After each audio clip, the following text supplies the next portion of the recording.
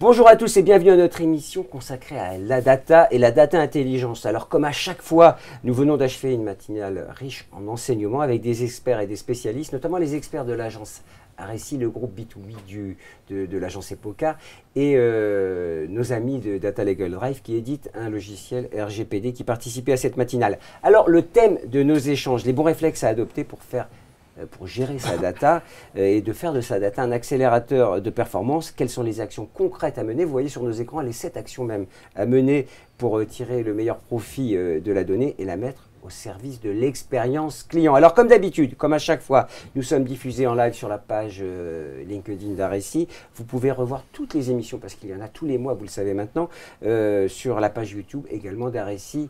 Autour de moi que des spécialistes. Iria Marquez, directrice associée chez RSI. Bonjour Iria. Bonjour Gilbert. Mathieu Chabot, CEO et fondeur de Asker AI, alors qui permet de chatter avec sa data, avec sa donnée, on est d'accord? Vous nous direz plus tout à l'heure. Bonjour. Roland Kolchakian, Customer Experience, spécialiste chez Oracle. Bonjour. Tout est dit dans le titre. J'espère. Et Maëlys, je vous en parlais, Maëlys Taube, cofondatrice de Data Legal Drive, le logiciel, je dis bien le logiciel qu'on utilise quand on parle RGPD. Bonjour Maëlys. Bonjour Gilbert. Iria, première question pour vous. Comme d'habitude, vous ouvrez le bal, nos amis d'RSI. Vous considérez que la data est le GPS du marketeur. Alors, qu'est-ce que ça veut dire? C'est quoi GPS? Un GPS, c'est pour s'orienter, je crois. Eh bien, vous venez d'y répondre. C'est exactement ça. La donnée, elle a deux fonctions magiques. Elle permet de rassembler les éléments, les informations sur les cibles et elle permet de donner une vision de ce qui se passe dans le marketing. À la fois la base de données, pragmatiquement, et les performances, la lecture des performances. Et donc c'est une façon de s'assurer qu'on est sur le bon chemin pour faire vivre cette fameuse expérience client que vous évoquiez tout à l'heure. Et la difficulté, c'est la somme, évidemment, des datas qui sont de plus en plus nombreuses et à gérer et à traiter. La somme n'est pas une difficulté, c'est la machine qui s'en occupe. C'est l'intelligence qu'on y met qui est la difficulté. Oui, c'est ça. Ouais. Oui, c'est vrai que l'interprétation a du sens, évidemment, et c'est ça qui donne le sens. Et c'est ça, le vrai GPS, c'est comment on analyse. Les entreprises savent faire face à cette accumulation de data? Ils apprennent petit à petit. Vous les côtoyez day by day, au jour le jour, si je puis dire, et elles apprennent vite? Elles apprennent à la vitesse de leur gouvernance souvent et de la compétence des individus, parce qu'au final, la machine fait son job automatiquement, mais c'est la façon de l'utiliser qui fait la différence. Iria nous disait qu'il y a un sujet générationnel, à l'évidence, entre la gouvernance et les opérateurs qui sont souvent des millennials et des digital natives. Alors, le B2C, on le sait, va très très vite en matière de data. Il suffit d'aller surfer un peu sur le web pour voir qu'on va vers nos préférences facilement. C'est l'analyse de données. Le B2C, il y a un retard quand même dans le B2B. Il y a souvent un retard dans le B2B, mais ce qui est intéressant, c'est que le B2C, l'expérience que le B2C nous permet de vivre à nous, clients B2C, dans notre vie quotidienne, cette expérience-là, elle est très lisible, on l'a devant les yeux, et donc c'est une bonne source d'inspiration, et une bonne source d'inspiration nécessaire, parce qu'aujourd'hui, sans s'en rendre compte, quand on est dans notre cadre professionnel, on attend des acteurs B2B la même fluidité et le même service que ces les acteurs expériences, B2C. bien sûr, Exactement. bien sûr. Et je crois que la porosité entre les deux univers est de plus en plus grande. D'ailleurs, on passe de l'un à l'autre, donc naturellement, on a les mêmes comportements, que ce soit en B2B ou en B2C. Alors, Maëlys Taube, vous êtes la fondatrice de Data Legal Drive, je le dis, cofondatrice, pardonnez-moi, vous m'avez repris tout à l'heure. Vous êtes la cofondatrice de Data Legal Drive. Alors, la première chose quand on détient de la donnée, c'est de s'assurer d'être en conformité avec les RGPD. Évidemment, le règlement général, vous nous direz l'acronyme. Plus simple à dire qu'à faire, parce que c'est compliqué de gérer tout ça. Et votre logiciel, c'est véritablement, vous qualifiez de webcam du RGPD. Alors, où en sont les entreprises et comment, quel est votre retour d'expérience? Alors, la data, c'est le GPS du marketeur. Et le RGPD, c'est le code de la route. Ah oui, très bien, voilà. On est en pleine allégorie. On fait Et nous, en tant que marketeurs, ici, donc, notamment chez RSI, on a une très très grosse responsabilité sur le bon traitement et la bonne exploitation dans le bon sens de la data. Et donc c'est pour ça que le RGPD, c'est un vrai code de la route, mais il faut l'apprendre par cœur, attention, il est gros comme ça. Le RGPD, c'est compliqué à mettre en place, tant sur le plan juridique que sur le plan organisationnel et surtout sur le plan sécurité. Ouais. Donc nous, on a créé un logiciel qui permet de faciliter tout ça, qui est très user-centric, puisqu'on utilise les dernières technologies. C'est facile à utiliser. Hein. Et, voilà. Et donc, du coup, l'utilisateur, qu'il soit dans une start-up, TPE ou une ETI ou un grand compte, est très très guidé grâce au logiciel. La webcam du RGPD, hein, j'aime bien cette expression. Alors, la webcam du RGPD, c'est le baromètre qu'on a mis en place. Et c'est vrai que plus de 80% des entreprises se sont emparées du sujet, mais très peu sont vraiment en conformité. C'est grave, j'ai envie de dire. Ça pourrait être grave. Ça pourrait être grave. C'est pas tant sur la menace de la sanction, notamment que peut opérer la CNIL en France. C'est grave sur notre avenir à tous, sur la protection de nos données personnelles, qu'on soit en B2B ou en B2C. Oui, c'est pour ça qu'il faut suivre ce code de la route. Si on ne le suit pas, on crée des accidents. Des chauffards du RGPD. Les chauffards du RGPD. Alors, quand même, le grand sujet du moment, c'est le durcissement concernant notamment les cookies. C'est vrai qu'on est un peu agressé parfois avec ces cookies. Quelles sont vos recommandations pour bien respecter ce nouveau règlement ? Un des fondements du RGPD, c'est le consentement clair. Êtes-vous d'accord pour recevoir c'est ça. Exactement. Et donc les cookies, la gestion des cookies part de ces consentements. Ouais. Donc c'est-à-dire qu'on n'évitera pas les cookies. Non, on ne va pas éviter les cookies parce qu'il faut que l'internaute soit bien d'accord sur le fait qu'on va retraiter et exploiter ces données. S'il n'est pas d'accord, ça va être, on va être hors code de la route. Ouais. Et donc, oui, les recommandations de la CNIL se durcissent, mais c'est pour aller dans le bon sens, encore une fois. Donc, à nous de bien nous emparer du sujet, de bien se renseigner, s'informer. Vous pouvez tout retrouver sur notre site web. Oui, bien sûr. Mais je crois que c'est un vrai sujet et je pense qu'il faudra bien comprendre de quoi on parle. Je crois qu'aussi, c'est ça dont il est question. Donc, pensez consentement. Et puis aussi, avant tout, pensez privacy by design. C'est-à-dire qu'à partir d'aujourd'hui, et ça devrait être le cas depuis 2 ans, hein, mais dès que vous montez un projet et tout simplement un site web, pensez-le privacy by design. C'est-à-dire en conformité. Et c'est vrai que même les fonds d'investissement qui mettent de l'argent sur les startups exigent ce privacy by design. Ils sont très exigeantes là-dessus. Évidemment, ils sont toujours en avance de phase, les financiers, puisqu'il s'agit de gagner de l'argent au bout d'un moment. Roland, pourquoi je vous appelle Richard? On commence très mal. Roland Colchiakian-Chiorac, vous êtes au cœur même de la Martech. Hein. Quel est votre constat sur l'évolution du paysage technologique en matière de gestion de la donnée pour faire un rebond sur ce que dit Maëlys? Alors oui, Iria et Maëlys ont rappelé à la fois l'importance du facteur culturel, du facteur gouvernance. Si j'essaye d'apporter un éclairage sur le paysage technologique, très clairement on peut dire que c'est un paysage qui se caractérise par une variété, une densité, une complexité qui est quand même assez inédit. On a présenté un certain nombre de chiffres quant à l'évolution de ce paysage uniquement sur le segment du Martech, où entre 2011 et 2019, on a eu quasiment 600% de croissance sur l'apparition des nouveaux acteurs, entre d'une part les gros acteurs de la tech et du cloud, mais également les acteurs de niche. Donc aujourd'hui, les entreprises doivent faire face effectivement à un paysage qui est extrêmement complexe à appréhender et au sein desquels elles doivent opérer des choix, une compréhension des stratégies produits qui n'est jamais simple.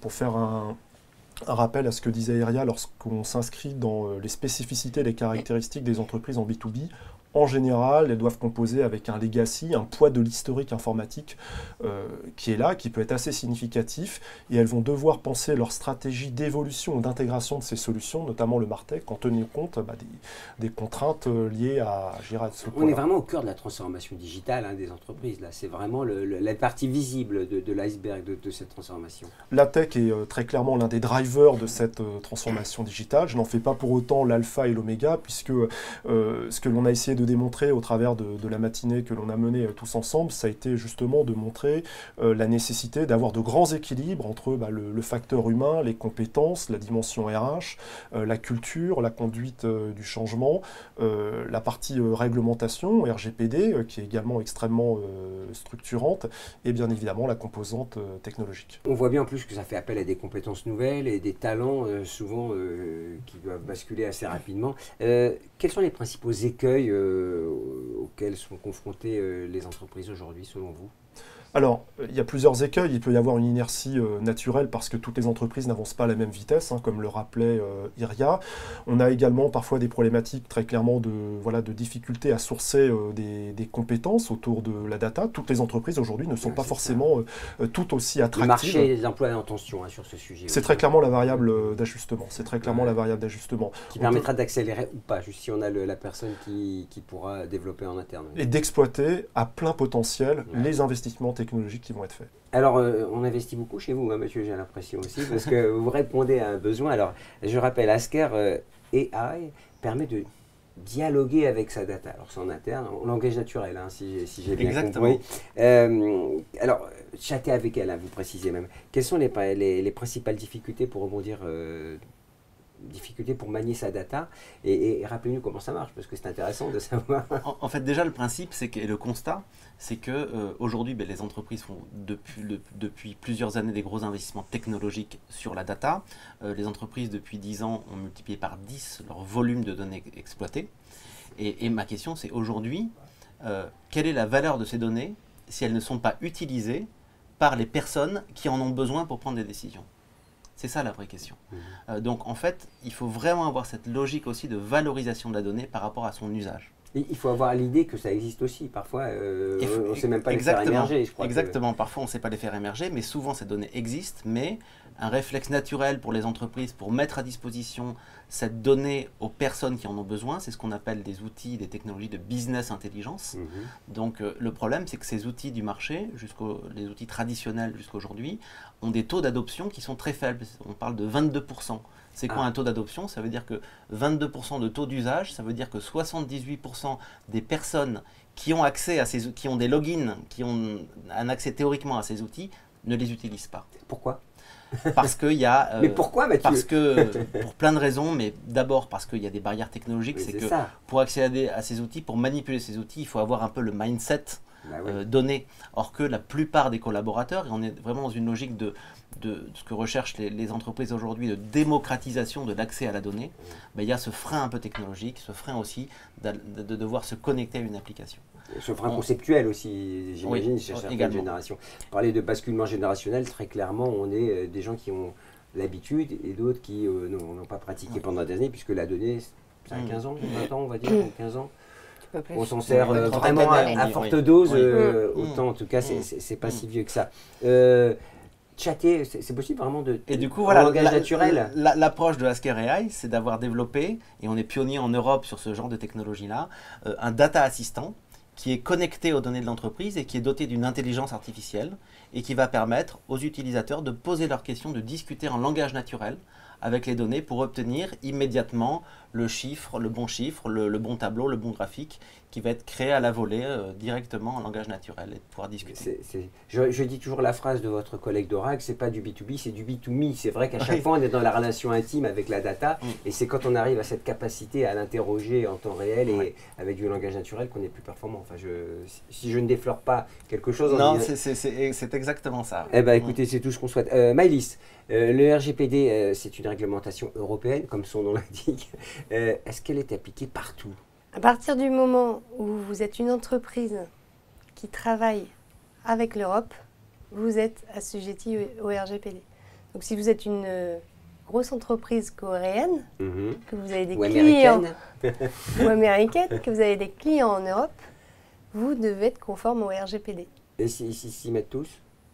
Oui, ils s'y mettent. Alors, balancez-nous un peu des qui ne respectent pas le RGPD. Non, mais vous êtes obligés, sinon vous avez les autorités de réglementation comme la CNIL qui peuvent sanctionner l'entreprise qui n'est pas conforme, comme Google a été sanctionné par exemple, 50 millions quand même.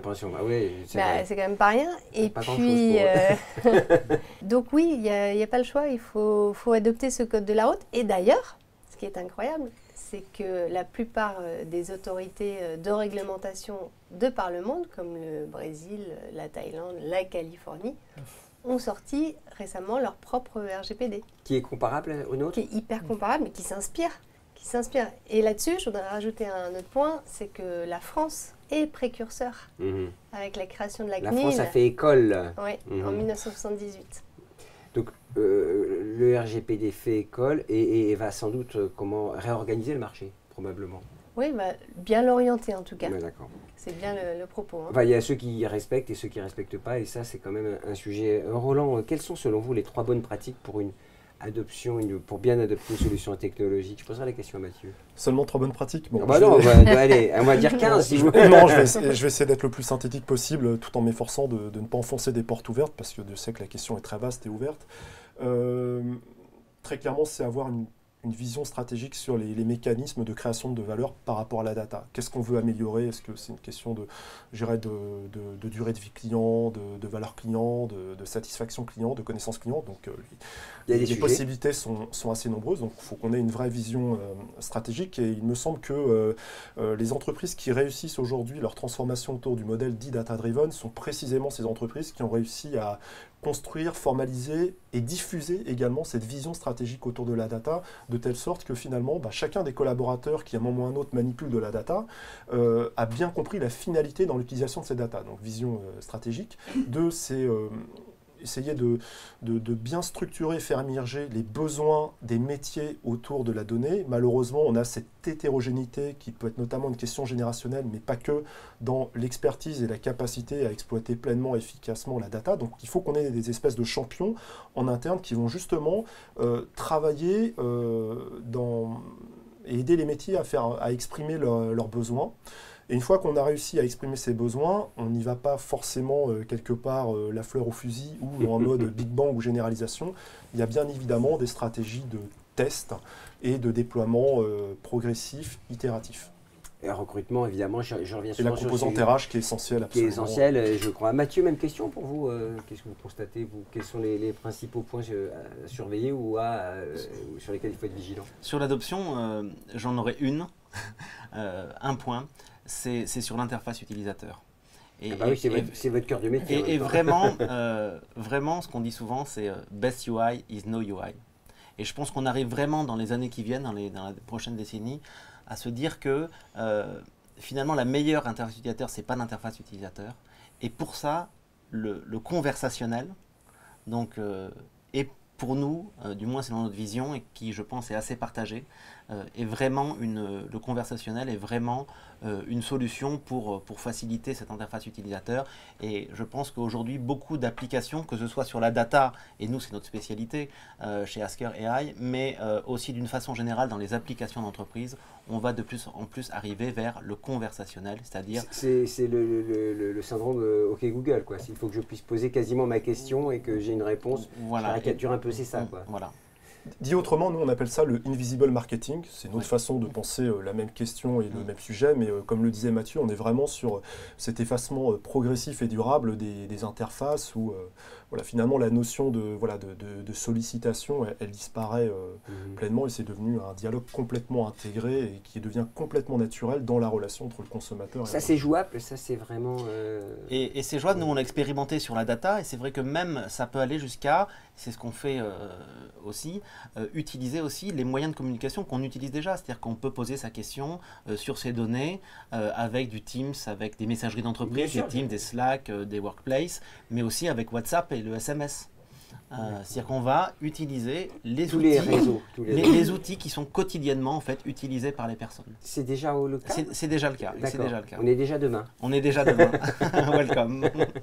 Iria, quel est d'après vous le tout premier facteur de réussite d'un marketeur qui veut tirer profit justement de sa data? Je vais rebondir sur ce que viennent de dire Roland et Mathieu. C'est le mot de la fin, donc vous avez intérêt d'être la bonne pratique. En 2 secondes, la bonne pratique. Non, prenez le temps qu'il faut, parce que c'est la bonne pratique. Un mot, l'alignement. C'est vraiment la clé, l'alignement des technologies, l'alignement des équipes, pour qu'elles travaillent dans le même sens, qu'elles exploitent la donnée dans le même sens, et qu'elles servent chacune le besoin de données de l'autre. C'est vraiment l'élément clé pour faire qu'au final, effectivement, l'expérience client soit vécue sans qu'elle soit lisible pour le client. Il faut que la vie soit douce et fluide pour aller de « je ne connais pas une marque » à « je signe un bon de commande » et que tout le travail backstage soit complètement illisible. Et pour ça, il faut que les technos et les humains soient alignés. Ouais, bah c'est l'objet. Alors pas trop, hein, parce qu'il faut garder toujours l'humain, on est d'accord. Et on espère que ça sera comme ça pendant longtemps. Merci à tous. Iréa Marquez, vous êtes directrice associée chez RSI, toujours. Toujours. Toujours. Mathieu Chabot, vous êtes le fondateur, CEO de Ask-R AI, donc, qui permet de chatter avec sa data. Et ça, je demande à voir, parce que ça doit être passionnant de pouvoir interroger cet entrepôt de data et de lui poser à peu près les questions qu'on veut. Roland Kochakian, vous êtes chez Oracle, hein, chargé de la Customer Experience. Voilà, 20 minutes après le démarrage de l'émission, c'est toujours le cas. C'est toujours le cas, oui. Et Maëlle Issot, vous êtes toujours cofondatrice de Data Legal Drive. Pour se mettre en conformité RGPD, vous avez intérêt, hein, parce que l'Europe sera très vigilante, et le monde d'ailleurs nous regarde, hein, si je puis dire, si je retiens ce que vous avez dit, le monde nous regarde parce que le RGPD a fait école un peu partout. Voilà, je crois qu'on peut revoir toutes les émissions sur la page YouTube d'RSI, parce que ça serait un plaisir de nous revoir et de nous réentendre. Merci à tous et à très bientôt.